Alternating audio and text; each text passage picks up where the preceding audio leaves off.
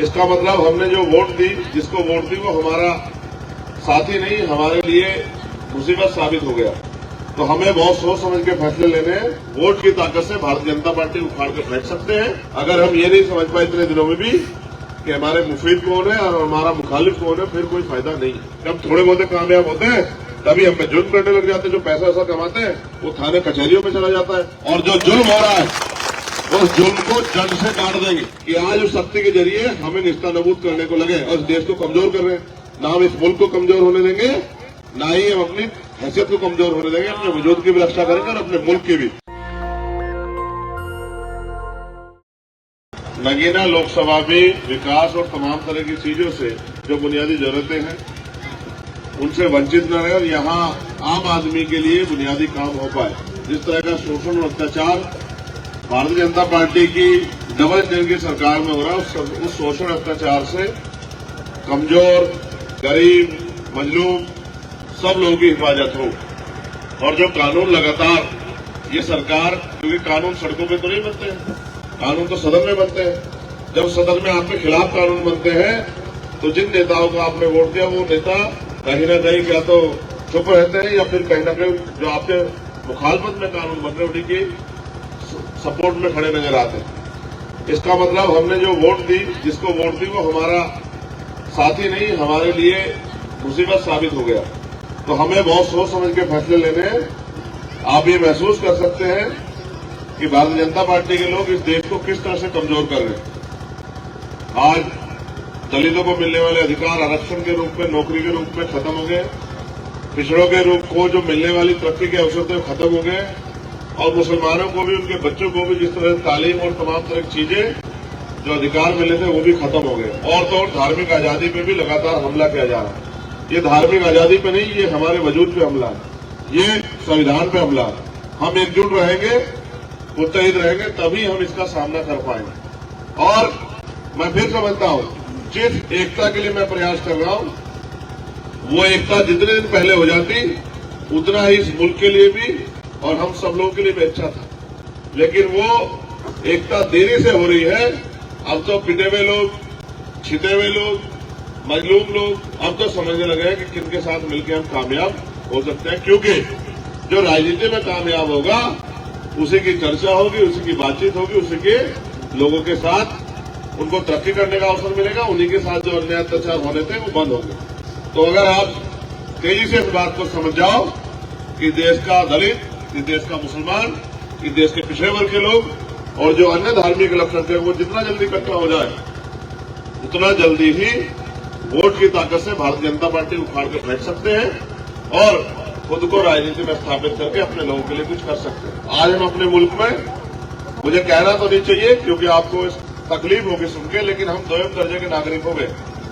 हमारी सामाजिक, धार्मिक, आर्थिक आजादी पर रोज हमला हो रहा है और जिन चीजों पे सदियों से हम लोग काबिज थे उन पे भी सरकार के प्रयास से, सरकार के सहयोग से और कोर्ट के सहयोग से लोग काबिज होते जा रहे हैं। आपके मन में बेचैनी होगी कि भाई हमारा इस देश में होगा क्या। तो मैं आपको पूरा विश्वास दिलाता हूं कि चंद्रशेखर आजाद सड़क पे इतना मजबूत है कि आपकी तरफ उठने वाली हर एक लाठी को जवाब दे सकता है।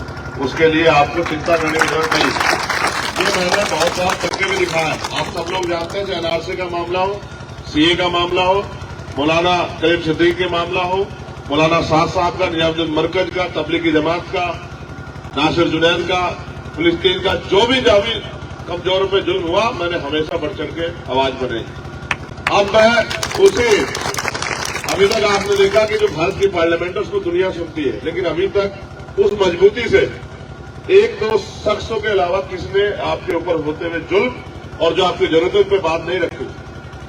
जब मेरे जैसा व्यक्ति वहां जाएगा तो सीधा ठोक के आपकी हिमायत करेगा, आपके लिए लड़ेगा और आपकी रक्षा सुरक्षा करके इस मुल्क में आपकी हिस्सेदारी को सुनिश्चित करेगा। इस बात का मैं आप लोगों को भरोसा दिलाता हूं।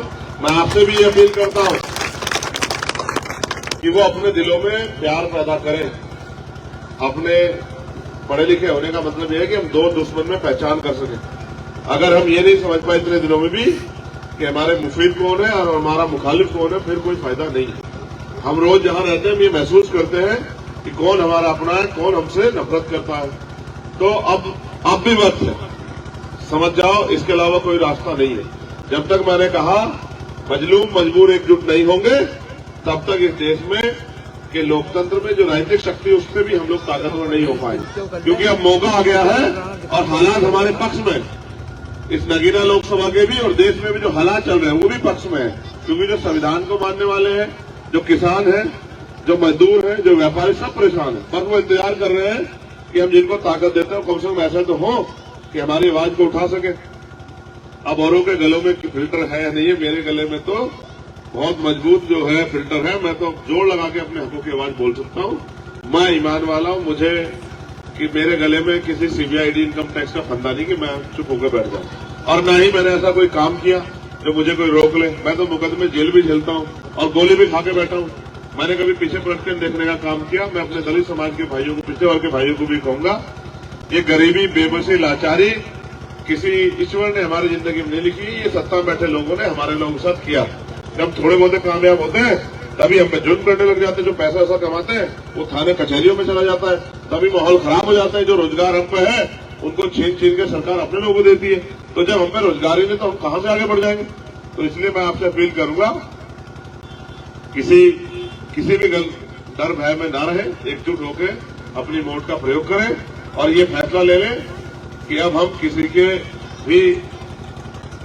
की तरह से भी अपने आप को कमजोर नहीं समझेंगे। और मैं स्पेशली दलित समाज के लोगों को कहूंगा कि बहुत कम मौके ऐसे आते हैं जब दुनिया में आपको करके दिखाना होता है कि भाई हम एकजुट है। आपके यहाँ मौका है, अपनी एकता बना के एकजुट होकर वोट करो। बिल्कुल भी किसी की बातें बताओ और एक एक वोट का प्रयोग करो। वोटिंग परसेंटेज अपना ज्यादा करो और जो वोट अभी नहीं बने, पहले हफ्ते वोट बनेंगे, वोट बनवा लो। जिनके कट गए उनके बनवा लो, ये वोट ही है। जब वो हमसे नागरिकता का प्रमाण पत्र मांगते हैं तो संविधान ही हमारी रक्षा करता है और ये वोट से बचेगा संविधान। तो इसलिए अपनी वोट का सही प्रयोग करो। ये मत सोचो कि भाई अगर मैं तो नहीं दे के आऊंगा तो क्या हो जाएगा, एक वोट से क्या फर्क पड़ता है। एक वोट से बहुत फर्क पड़ता है। एक वोट आदमी को सदन के बाहर कर देगी, एक वोट आपकी ताकत को कमजोर कर देगी। तो एक एक वोट का प्रयोग करो। ये चुनाव इतना मजबूत चुनाव होना चाहिए कि केंद्र में बैठी सत्ता को भी एहसास हो जाए कि ये चुनाव एक बहुत बड़ी ताकत का निर्माण कर रहा है। इस नगीना से ही पूरी देश दुनिया को रोशनी मिले, क्योंकि भारत की पार्लियामेंट को पूरी दुनिया के लोग सुनते हैं। जब अन्याय के खिलाफ आवाज उठेगी, आपको भी अपने आप में आप गदगद होंगे और आपकी ताकत का भी आपको एहसास होगा। तो बहुत बहुत शुक्रिया। मैं आपसे अपील करूंगा, जब आप इस बार 2024 में अपनी ताकत बनाने जाएं तो केतली के निशान पर वोट करके उसको कामयाब बनाएं और हमारी एकता को मजबूत करें। ये हमारा चुनाव निशान है। आपकी कीमती वोट हमें ताकतवर बनाएगी और आपकी वोट से मिली ताकत से हम आपके हकों की लड़ाई जो सड़कों पर लड़ रहे थे उसको सदन में लेके जाएंगे और जो जुल्म हो रहा है उस जुल्म को जड़ से काट देंगे। क्योंकि अगर मोदी जी आज जुल्म कर रहे हैं तो इसी राजनीतिक शक्ति के कारण कर रहे हैं। उनके लोगों ने उनको ताकत दी, ताकत लेके वो इतने ताकतवर हुए कि आज उस शक्ति के जरिए हमें निस्तानाबूद करने को लगे और देश को कमजोर कर रहे हैं। ना हम इस मुल्क को कमजोर होने देंगे, ना ही हम अपनी हैसियत को कमजोर होने देंगे। अपने वजूद की भी रक्षा करेंगे और अपने मुल्क की भी। इसलिए मेरी आपसे अपील है कि इधर एक बार और देख लो, क्या लिखा है बताओ। हाँ, ये मेरी आपसे अपील है कि जो लोग इस लड़ाई में हमारा सहयोग करना चाहते हैं, चाहे वो अपनी मेहनत की कमाई का 1 रुपया दे, लेकिन जिनके साथ मुकाबला है वो बहुत पैसे वाले लोग हैं, ताकतवर लोग हैं। अब मैं तो आपके बीच का हूँ, मैं किसी उद्योगपति का बेटा नहीं हूँ, किसी नेता का बेटा नहीं हूँ। मैं तो प्रेमजी स्कूल के हेडमास्टर का बेटा हूँ, आपके अपने जैसा हूँ। तो उन ताकतवर लोगों से, जालिमों से लड़ने के लिए मुझे आपसे सहयोग की भी जरूरत है। चाहे आप अपनी ईमानदारी कमाई से 1 रुपए की मदद करें, लेकिन इसकी इतनी मदद जरूर करें जिससे कि मेरा हौसला बढ़े कि जिस गांव में मैं गया था वहां के लोग दिल से मेरे साथ हैं और उस लड़ाई को मजबूत करेंगे। बहुत बहुत शुक्रिया। नेशनल दस्तक की आपसे गुजारिश है कि अगर इसको बचाना चाहते हैं तो नेशनल दस्तक को सब्सक्राइब करने के लिए रेड कलर के सब्सक्राइब बटन को दबाएं, फिर बेल आइकन की घंटी दबाएं। नेशनल दस्तक को बचाने के लिए बहुत जरूरी है कि हर खबर को शेयर करें, लाइक करें, कमेंट जरूर करें।